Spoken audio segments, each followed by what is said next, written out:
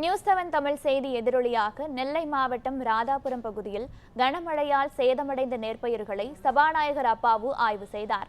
ராதாபுரம் அருகே உள்ள சீலாத்திக்குளம் கிராமத்தில் தொடர் மழையால் நெற்பயிர்கள் நீரில் மூழ்கின. உரிய நேரத்தில் நெற்பயிர்களை அறுவடை செய்ய முடியாததால் விவசாயிகள் பெரிதும் பாதிக்கப்பட்டனர். தங்களுக்கு இழப்பீடு வழங்கினால் மட்டுமே அடுத்த ஆண்டு விவசாய பணிகளை தொடங்க முடியும் என விவசாயிகள் வேதனையுடன் தெரிவித்தனர்.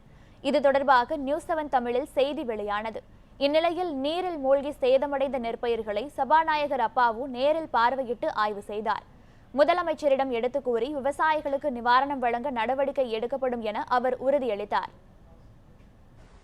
திருநெல்வேலி மாவட்டத்தில் எங்கெல்லாம் மழையால் பாதிக்கப்பட்டு விவசாயிகள் அறுவடைக்கு தயாராக இருந்த நெல் பாதிக்கப்பட்டிருக்கின்றதோ அவற்றையெல்லாம் கணக்கிட்டு நம்முடைய மாண்புமிகு முதல்வருடைய கவனத்திற்கு சொல்லி இப்படி ஏழை கஷ்டப்படுகின்ற விவசாயிகளுக்கு பாதிப்பில்லாத அளவுக்கு நம்முடைய மாண்புமிகு முதல்வர் அவர்கள் நிவாரணம் வழங்க வேண்டும் என்று விவசாயிகள் விரும்புகின்றார்கள். நிச்சயமாக இந்த அரசு, விவசாயிகளுடைய அரசு, நம்முடைய மாண்புமிகு முதல்வர் அவர்கள் தக்க நடவடிக்கை எடுத்து பாதிக்கப்பட்டவர்களுக்கு நல்ல நிவாரணம் வழங்குவார்கள் என்று நம்புகிறேன்.